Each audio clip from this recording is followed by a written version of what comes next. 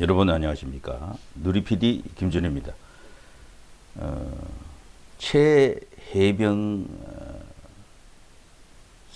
사건, 자, 이것을 놓고요, 엄청난 어떤 정쟁이 터졌는데, 처음에는 저들이 이걸 갖고 대통령을 결부시켜 가지고 탄핵으로 몰고 가려고 하는 그런 시도가 있었죠.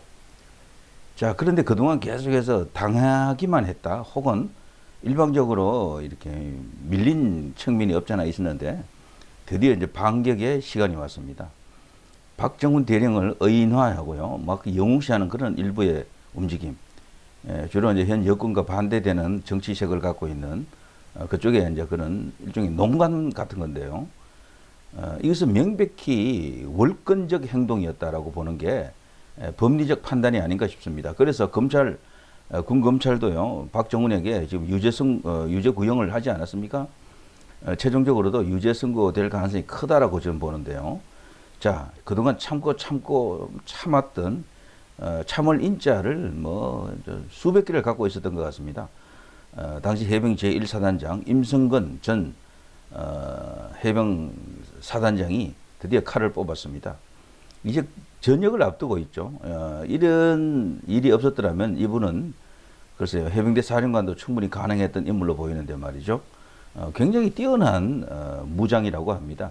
해병대 전력을 더욱더 강고히 만든 아주 훌륭한 장군이라고 하는데, 이런 사람을 이런 식으로 또 잃게 됩니다. 장군 하나 키우는데 말이죠, 수십억이 들어간다 그러죠.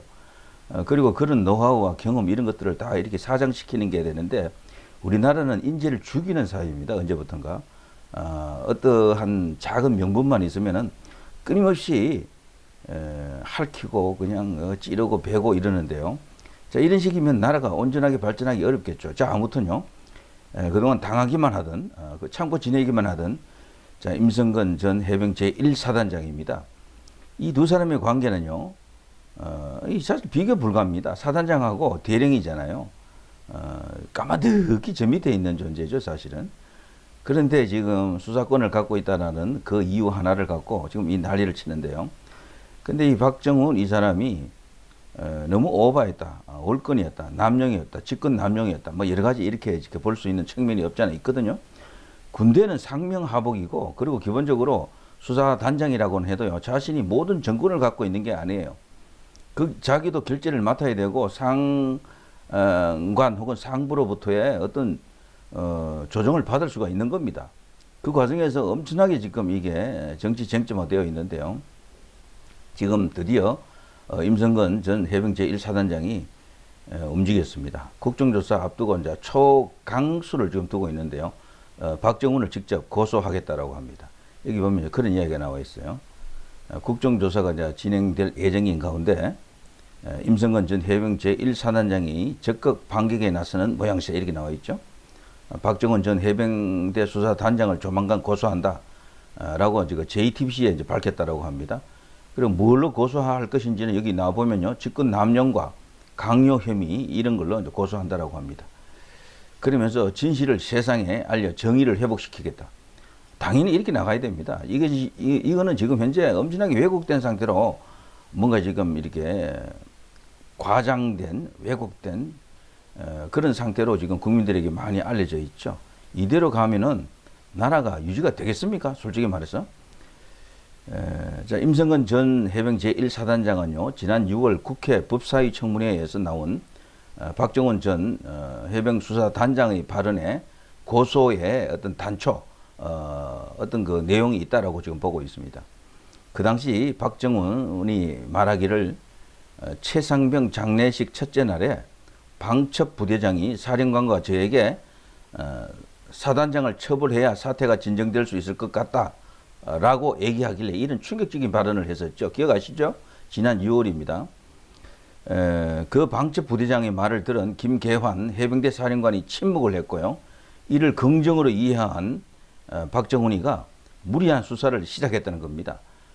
최상병 순직 사건, 즉 변사 사건만 처리할 수 있는 박 전 단장이 무리하게 순직의 원인인 범죄인 형사사건까지 맡아 자신에게 혐의를 적용해 직권을 남용했다라는 겁니다. 이게 일관된 저도 이런 주장을 했었고요, 그동안. 이게 일관된 법조인들의 대체적인 생각이 아닌가 싶습니다. 여기는 변사 사건 처리를 했어야 돼요. 사실은 변사 사건. 이거를 범죄로 보고 수사를 해버렸다니까, 형사 사건으로 보고. 형사 사건은 범죄를 다루는 거잖아요. 요 변사 사건은 범죄가 아니고 사고사에 가깝습니다, 사실은. 그래서 이 성격이 완전히 달라지는 거예요. 자, 아무튼 그러면서 박정훈이가요, 자신에게 작전 통제권을 육군으로 넘겼어도 사단장 책임이 없다는 주장을 하지 말라는 게 사령관의 뜻이다라고 말했다 하면서 이건 강요라고 주장을 하고 있는 거죠. 이게 이제 현재 임성근 전 사단장의 이제 이게 핵심 논리가 되겠습니다.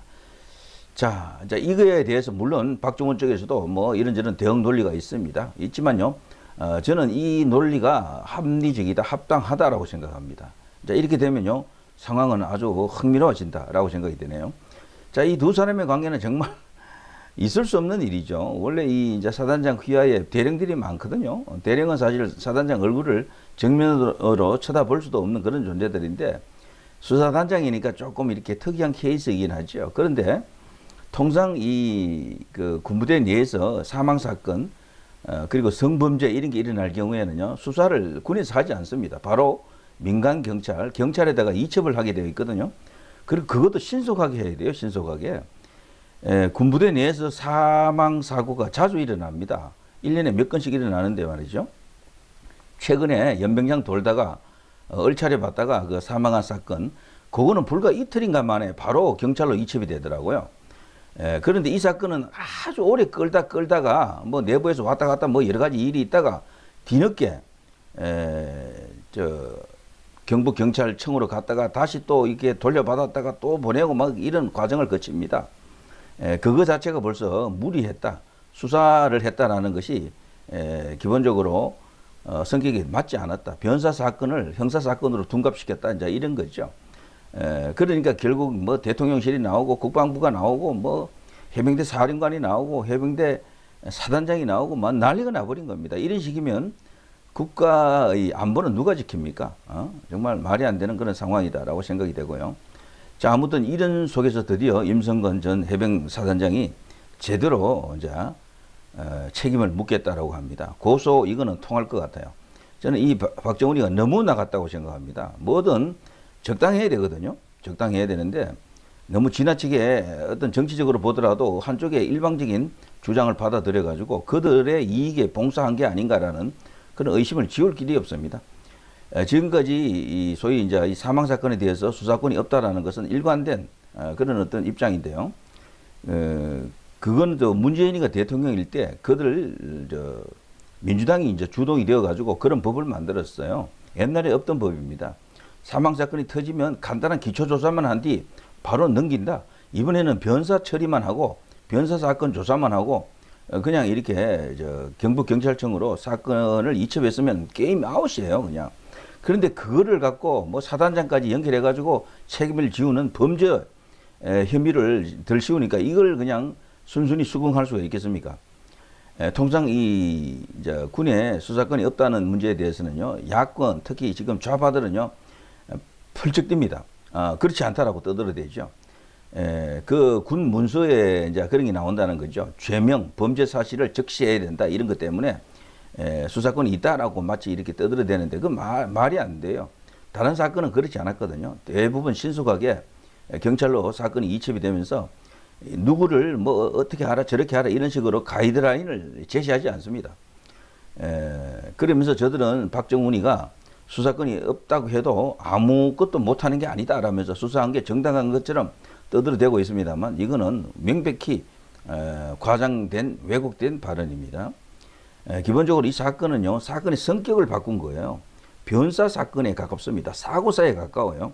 인명 구조를 위해서 다 같이 그냥 이렇게 수색하다가 어쨌거나 뭐 그런 사고가 일어났던 겁니다. 그걸 갖고 뭐 지휘체계 책임을 묻는다 해도요, 어디까지 물어야 되겠습니까? 제가 볼 때는 그 현장 지휘관 정도가 한계입니다. 그런데 사단장이 여기에 무슨 관계가 있습니까? 솔직히 사단장에게까지 이게 피의자 혐의를 덜 씌우고 이런 게 말이 됩니까?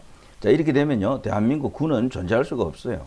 군은 상명하복, 지휘권이 죽으면 다 죽습니다. 박정훈 뒤에는 과연 누가 있는가? 그 배후를 의심할 수밖에 없습니다. 순수합니까? 아무런 어떤 그런 정치적 농간이 없습니까? 라고 물어봐야 돼요. 그게 지금은 더욱더 큰 문제 아닙니까? 솔직히 말해서. 자, 어쨌거나 임성근 전 해병 1사단장, 이분이 그동안 꼭 참고 있었던 것 같은데요.